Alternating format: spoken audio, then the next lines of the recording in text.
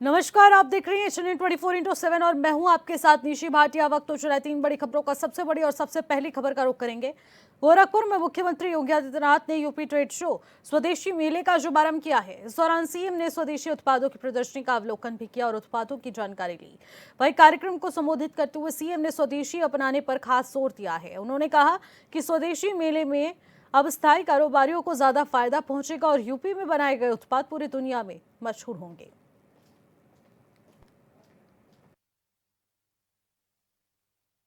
आप अनुमान करिए 2017 के पहले उत्तर प्रदेश में उद्यम लगाना एक सपना था। जो उद्योग पहले से थे या जिन व्यापारियों के द्वारा यहां व्यापार किया जाता था, उनकी मजबूरी हो गई थी।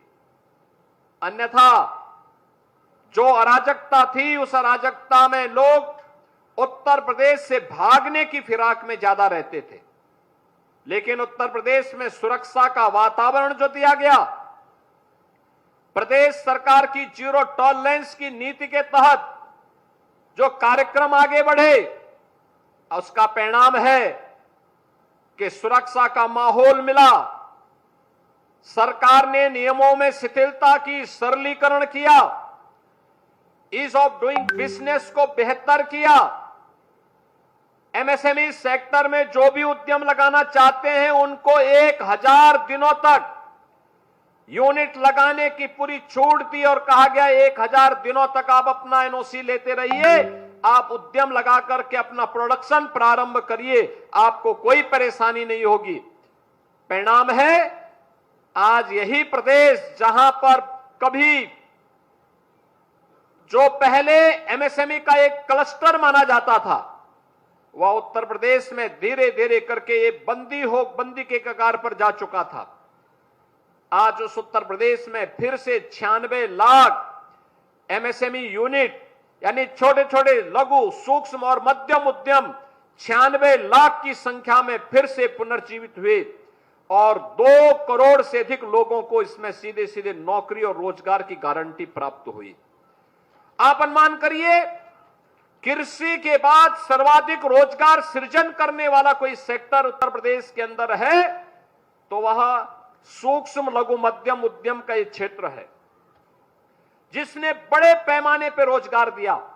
और ये केवल रोजगार आज का नहीं, संकट के समय का रोजगार है। कोरोना में जब 40 लाख से अधिक कामगार और श्रमिक जो अन्य राज्यों में कार्य करते थे वापस उत्तर प्रदेश में आए, तो उस समय उत्तर प्रदेश के अंदर हम लोगों ने एमएसएमई सेक्टर का यह आह्वान किया था और मैंने उस समय कहा था कि कम से कम एक कारीगर को, एक हस्तशिल्पी को अपने यहां काम पे लगाइए। और मैं धन्यवाद दूंगा एमएसएमई यूनिट का। उन्होंने उस समय जहां भी कोई काम मांगने के लिए गया, उन्होंने उसे रखा और परिणाम था उत्तर प्रदेश का 40 लाख कारीगर और जो भी नौजवान था, वह उत्तर प्रदेश के अंदर ही काम पाने में उसे सफलता प्राप्त हुई।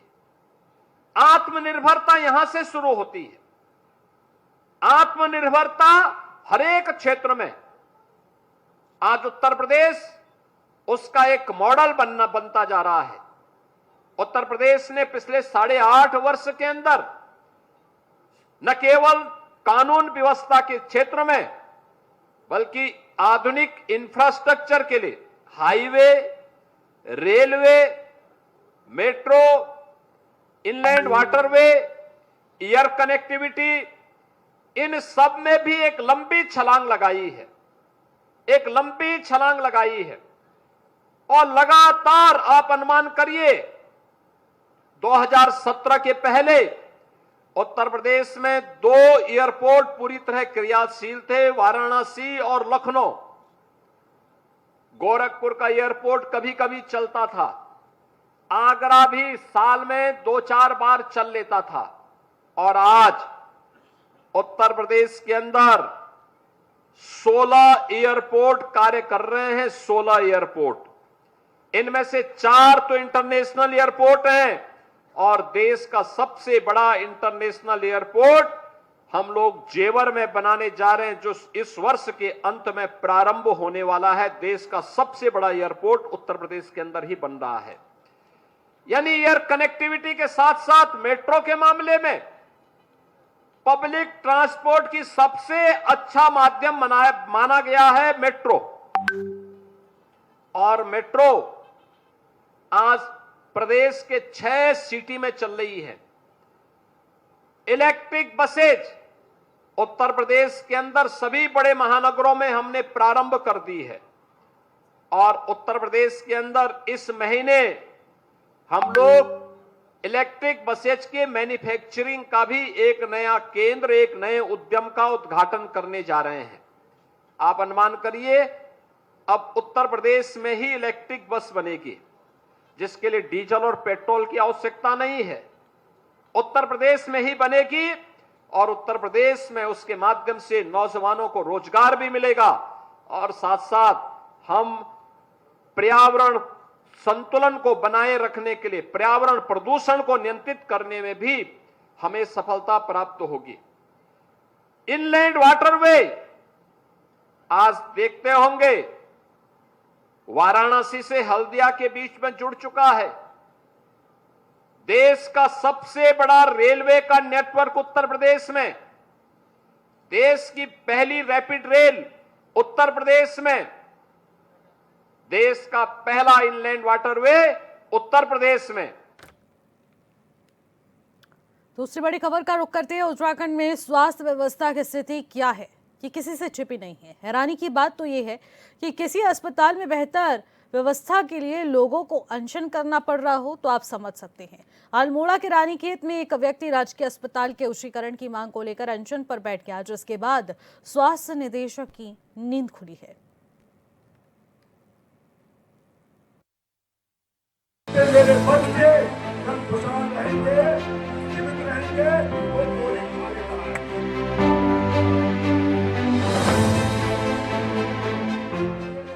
अल्मोड़ा में रानीखेत के चौखटिया में राजकीय अस्पताल के उच्चीकरण और व्यवस्थाओं में सुधार के लिए स्थानीय लोग धरने पर बैठे हैं। अस्पताल के उच्चीकरण और स्वास्थ्य व्यवस्थाओं को दुरुस्त करने की मांग को लेकर पिछले एक सप्ताह से जारी आमरण अनशन ने प्रशासन और स्वास्थ्य विभाग को आखिरकार हरकत में ला दिया। अनशन पर बैठे भूपन कठायत की तबियत बिगड़ने पर उन्हें रानीखेत अस्पताल में भर्ती कराया गया है, तो वहीं कुछ लोग चौखटिया रामगंगा में जल सत्याग्रह कर रहे हैं। इसमें कहें 2 अक्टूबर से आप सभी लोग जानते हैं कि चौखटिया सामुदायिक स्वास्थ्य केंद्र के उच्चीकरण और सुधारीकरण के लिए जो है आमरण अनशन चल रहा है, जो अभी जारी है। और कल स्वास्थ्य के कारण मुझे भी वहाँ से उठा के लाया। चलो, ये प्रशासन का एक कर्तव्य है और मैं तुरंत स्वस्थ होने के बाद अपने अनशन को जो है ज्वाइन करूंगा। और महोदय ने अपने स्तर से वो काम कर रहे हैं, परंतु जितना उनके हाथ का है वो कर रहे हैं, परंतु हम उनसे संतुष्ट नहीं हैं। और बाकी मैं यहाँ से स्वस्थ होने के बाद पुनः आंदोलन को जो है ज्वाइन करूंगा और इस आंदोलन को अंतिम रूप तक, जब तक हमारी मांगे पूरी नहीं होती है, जो कि मैंने पहले भी स्पष्ट कहा है कि एक हाथ से दो, एक हाथ से लो, ये मेरा स्पष्ट कहना। और चौखटिया धरना स्थल पर कुमाऊं मंडल के स्वास्थ्य निदेशक डॉक्टर के पांडे और मुख्य चिकित्सा अधिकारी डॉक्टर नवीन चंद्र तिवारी पहुंचे। अनशनकारियों के साथ वार्ता के बाद कुछ प्रमुख मांगों पर सहमति बनी है, लेकिन अभी भी आंदोलनकारी आंदोलन पर डटे हुए हैं। वहीं स्वास्थ्य निदेशक डॉक्टर के पांडे और सीएम डॉक्टर नवीन चंद्र तिवारी आंदोलनकारी भूपन कठायत का हाल चाल जानने राजकीय चिकित्सालय रानीखेत पहुंचे।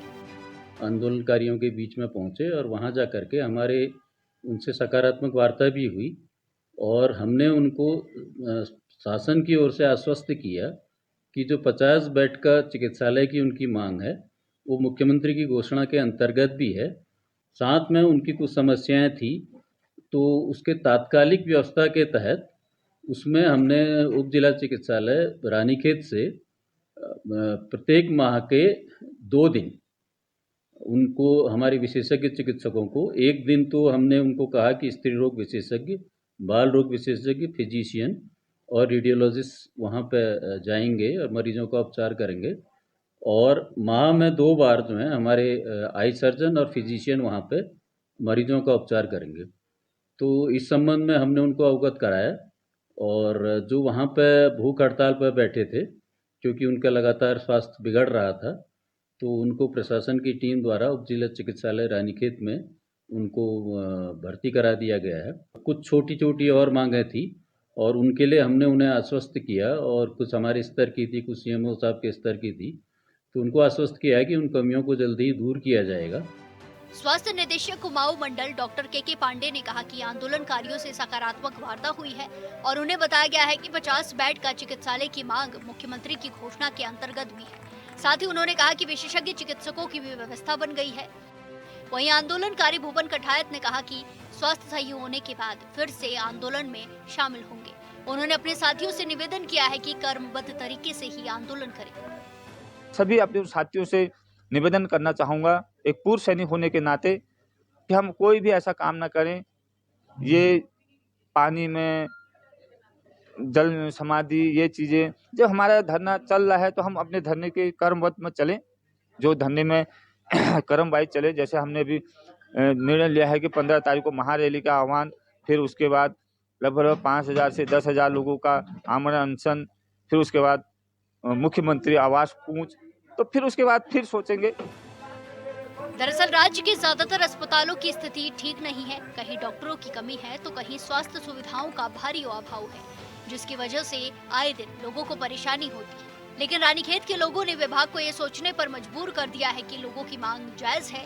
लिहाजा अब सवाल उठ रहा है कि क्या पहाड़ के लोगों को भी अस्पतालों में बेहतर व्यवस्था के लिए आंदोलन की जरूरत है। अल्मोड़ा के रानीखेत से संजय जोशी की रिपोर्ट। वो गोली खा लेता है और अपने दांत दिखा देता है। अगर इसी पर ज्यादा जानकारी के साथ संजय जोशी हमारे संवाददाता सीधे हमारे साथ फोन लाइन के जरिए जुड़ रहे हैं। संजय, रानीखेत में अस्पताल के चलते और अव्यवस्थाओं के चलते अब वहां के लोग धरना प्रदर्शन अनशन की ओर आगे बढ़ते हुए नजर आ रहे हैं। आखिरकार क्या कुछ कमियां पाई गई हैं? इतना उग्र आंदोलन करने को क्यों ये ग्रामीण बाध्य हो रहे हैं? जी निधि जी, ये आंदोलन धीरे धीरे अब ये बढ़ता जा रहा है। पहले भी यहाँ जो लोग हैं, यहाँ के बाशिंदे हैं, इन्होंने चेतावनी दी थी और अस्पताल को देखते हुए कई बार इन्होंने यहाँ के जो जनप्रतिनिधि हैं इनको ज्ञापन दिया और इन्होंने आश्वासन दिया कि सुविधाएं बेहतर हो जाएंगी, लेकिन सुविधाएं बेहतर नहीं हुई। मुख्यमंत्री, इनका कहना है कि मुख्यमंत्री ने कहा था कि अस्पताल का उच्चीकरण करके इसको 50 बेड का बना दिया जाएगा और यहाँ जो तमाम डॉक्टरों के पद खाली हैं उन्हें भरा जाएगा, लेकिन ये इस पर कोई भी कार्रवाई जब अमल में नहीं लाई, इससे परेशान होकर के इन्होंने कहा कि ये मात्र रेफरल सेंटर बन के रह गया है और बच्चों को इलाज के लिए, जो महिलाओं को या पुरुषों को इलाज के लिए बाहर जाना पड़ा है। लोग परेशान हो गए, परेशान होकर के उनको इस आंदोलन का सहारा लेना पड़ा। फिलहाल ये मौके को देखते हुए जो निदेशक हैं स्वास्थ्य विभाग के डॉक्टर के पांडे, वो गए, उन्होंने आश्वासन दिया कि जो कुछ समय के लिए जो संबद्धता है डॉक्टरों की वो करी जाएगी, उसके बाद भी ये नहीं माने। अभी फिलहाल जो आंदोलन है ये जारी है और बताना चाहेंगे कि अभी भाजपा के जो पूर्व विधायक रहे हैं महेश नेगी, वो स्वयं भी धरने में आज बैठे हुए हैं। बिल्कुल, और आखिर उनके पहुंचने के बाद भी इस मामले को कितनी गंभीरता से लिया जाएगा, ये भी देखने वाला विषय रहेगा। संजय, बहुत बहुत शुक्रिया तमाम जानकारी के लिए। 3 बड़ी खबरों में आगे बढ़ेंगे। तीसरी बड़ी खबर का रुख करते हैं। कानपुर के मेसन रोड स्थित मिश्री बाजार में बुधवार रात 7:30 बजे अवैध पटाखों के भंडार में धमाके ने शहर में हड़कंप मचा दिया। इस घटना के बाद सोशल मीडिया पर अफवाहों का, भ्रामक खबरों का दौर शुरू हो गया, जिससे कि आसपास के इलाकों में दहशत का माहौल हो गया, क्योंकि मदरसे के पास इस पटाखा फैक्ट्री में जब अचानक से विस्फोट होता है तो इसको आतंकी घटना बता दिया गया या देश विरोधी बता दिया गया। लेकिन पुलिस ने इस पर प्रतिक्रिया दी और कहा कि ना ही ये कोई आतंकवादी घटना है, ना ही देश विरोधी गतिविधि से जुड़ा ये मामला है। ये धमाका अवैध पटाखों के बारूद के कारण हुआ है, जिसमें कोई जनहानि नहीं हुई है। मामले में कानपुर पुलिस की तीव्र कार्रवाई के चलते पुलिस ने 26 संदिग्धों को हिरासत में लिया और पटाखों की अवैध भंडारण पर देर रात से चल रहे सर्च ऑपरेशन में पुलिस के द्वारा अलग अलग क्षेत्रों में पहले ही दिन अब तक 100 क्विंटल से अधिक अवैध विस्फोटक सामग्री जब्त की गई है।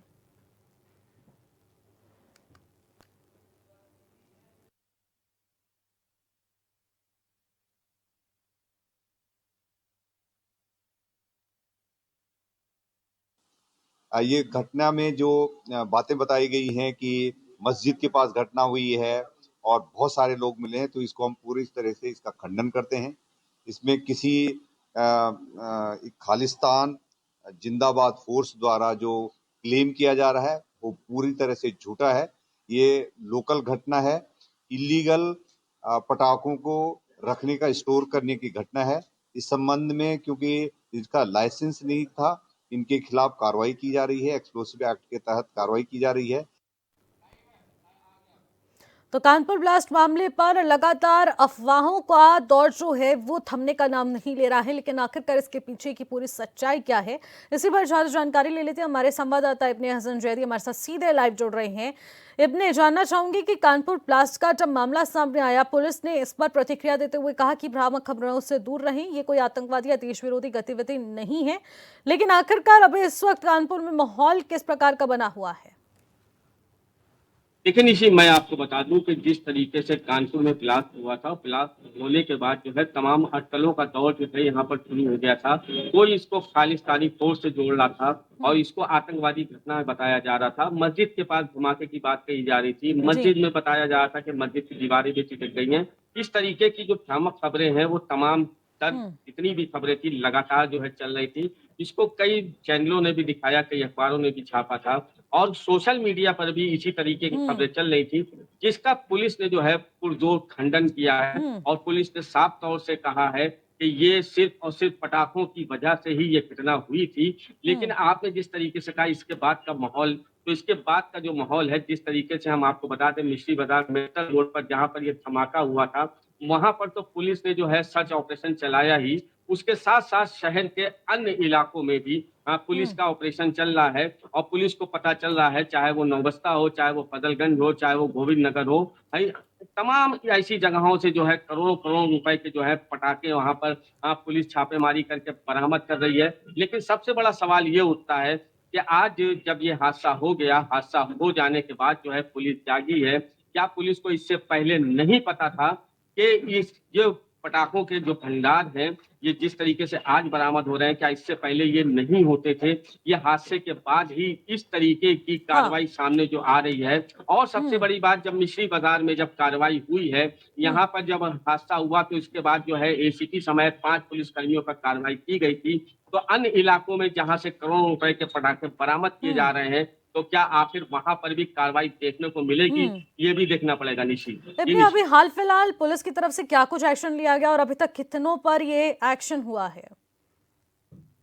देखिए, जिस तरीके से कार्रवाई सामने आ रही है उसमें बता दूं कि अब तक 26 लोगों को पुलिस हिरासत में ले चुकी है और उनसे पूछताछ कर रही है। और वहीं अगर हम बात करें चाहे मेहसन रोड वाली, कि यहाँ से भी तमाम लोगों को हिरासत में लिया गया है। और इसके अलावा जो है फजलगंज में पुलिस ने छापेमारी करके पटाखे बरामद किए थे। उसी तरह नौबस्ता में भी पुलिस ने वहां भी छापेमारी करी है और इसी तरह गोविंद नगर में भी पुलिस ने छापेमारी करी है। तो जहां जहां छापेमारी कर रही है और वहां पर जो है लोग जो मिल रहे हैं उनको पुलिस हिरासत में ले रही है, हिरासत में लेके पूछताछ कर रही है, क्योंकि इतनी भारी तादाद में पटाखों का भंडार करना जो है वो बिल्कुल अनैतिक है और ये इस तरीके से इसको नहीं इकट्ठा किया जा सकता। क्योंकि सबसे बड़ी बात यह है, जहां जहां भंडार जो है पटाखों के मिल रहे हैं वो सब आबादी वाले क्षेत्र हैं। अगर इनमें फिर से कोई हादसा होता है तो बहुत बड़ा हादसा होता है। बिल्कुल, रिहायशी इलाकों में इस तरीके से पटाखा फैक्ट्री खोलना और उसमें इतनी भारी आमद में पटाखों को रखना बिल्कुल भी कानूनी नहीं है। लेकिन देखने को मिलता है कि जब दिवाली का त्योहार आने वाला होता है तो उससे पहले पटाखा फैक्ट्रियों से ऐसी जानकारी भी आती है, कहीं पर विस्फोट हो जाता है, कहीं पर बारूद पूरी तरह से जल जाता है और वहां पर जो काम कर रहे वर्कर्स होते हैं वो इसकी चपेट में आ जाते हैं। बहुत सारे ऐसे मामले आते हैं। लेकिन इस बार क्या कुछ पुलिस की पहले से तैयारियां रही और अब इस मामले के बाद पुलिस कितनी ज्यादा गंभीर हो चुकी है? इब्ने, देखिए, जैसा निशी मैंने पहले ही आपसे कहा कि इससे पहले भी ये सब बदस्तूर जारी था, ये सब कुछ ऐसे ही होता था। क्योंकि अब हादसा हो गया है और ये हादसा इतना बड़ा हो गया जिसमें 8 लोग जो है घायल हो गए थे, जिन पे 2 गंभीर घायल है, जिनका लखनऊ में अभी भी इलाज चल रहा है। उसके बाद पुलिस की सक्रियता जो है वो काफी दिखाई दे रही है, जिसकी वजह से अलग अलग इलाकों से पटाखे पकड़े जा रहे हैं। और इस तरीके की अगर बात की जाए तो कानपुर में कोई पटाखा फैक्ट्री नहीं है, लोग बाहर से ही माल लाते हैं। हाँ, ये जरूर है कि लोग यहाँ पे बारूद जो है भारी मात्रा में इकट्ठा करते हैं, उससे छोटे मोटे पटाखे बनाते हैं, तो ये भी देखने वाली बात है। लेकिन जिस तरीके से हादसा हो जाने की पुलिस की सक्रियता अब दिखाई दे रही है, इससे ठीक है। पहले इतनी सक्रियता अगर दिखाई जा रही होती हाँ। तो शायद ये हादसे भी ना होते। बिल्कुल, और पुलिस को इस मामले पर काफी गंभीर होने की जरूरत है, क्योंकि कोई बड़ा हादसा ना हो जाए, इसके लिए सतर्कता बेहद जरूरी है। बहुत बहुत शुक्रिया इमने हमारे साथ जुड़ने के लिए, तमाम जानकारी साझा करने के लिए।